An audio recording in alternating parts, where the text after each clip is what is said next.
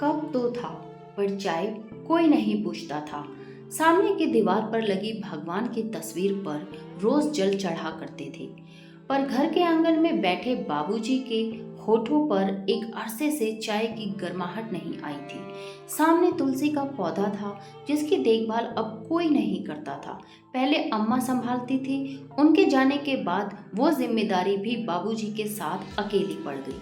कमरे में एसी था, रजाई थी, डायबिटीज की दवाइयाँ भी टाइम से आ जाती थी, पर बातचीत सिर्फ 2 वाक्यों में रह गई थी। दवा ली, खाना खा लिया।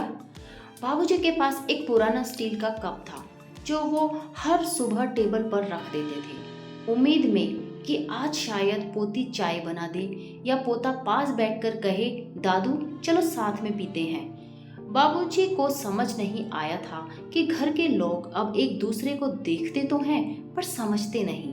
पोते इंस्टा रील्स बनाती थी, पोता गेम खेलते हुए हेडफोन लगाए बैठा रहता, और बहू हर समय साफ सफाई में लगी रहती थी। पर बातों की धूल कोई नहीं झाड़ता था। बेटा ऑफिस से देर रात आता और आते ही कहता, पापा सब ठीक है ना? पर वो सब ठीक सिर्फ दिखावे का था। बाबूजी मुस्कुरा देते, वही पुरानी मुस्कान जो अब थक गई थी।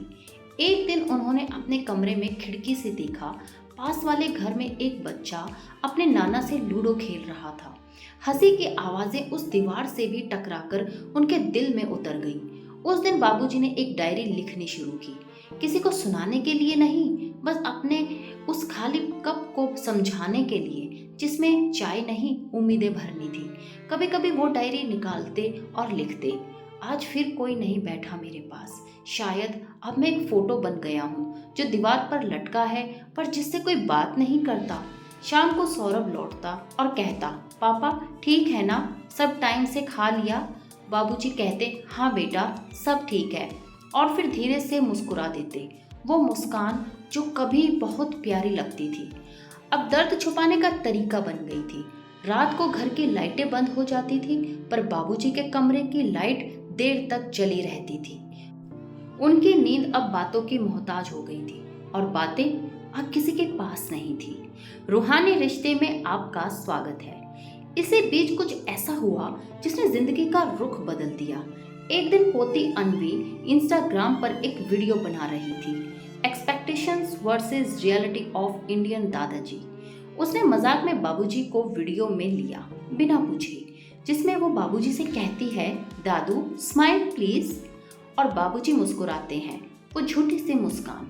वीडियो वायरल हो गया, लोगों ने कमेंट किया, इस दादाजी की आंखें कुछ और कहती हैं, इतना अकेलापन, दिल टूट गया, कहीं ये रो तो नहीं रहे? अनवी को पहली बार एहसास हुआ, जिस दादू को वो हर दिन देखती थी उन्हें कभी समझ नहीं पाई। वो वीडियो नहीं, उनके अकेलेपन का आईना बन गया। उस दिन उसने चाय बनाई और पहली बार बाबूजी के पुराने स्टील कप में प्यार से डाली। जैसे ही कप बाबूजी के हाथ में गया, वो मुस्कुराए, पर इस बार मुस्कान में आंसू भी थे।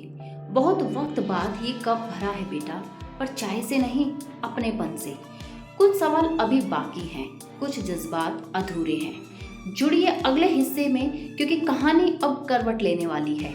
आपका समय और भरोसा हमारे लिए अनमोल है। कहानी का अगला भाग कल प्रस्तुत होगा रूहानी रिश्ते पर। पूरी कहानी देखने के लिए धन्यवाद।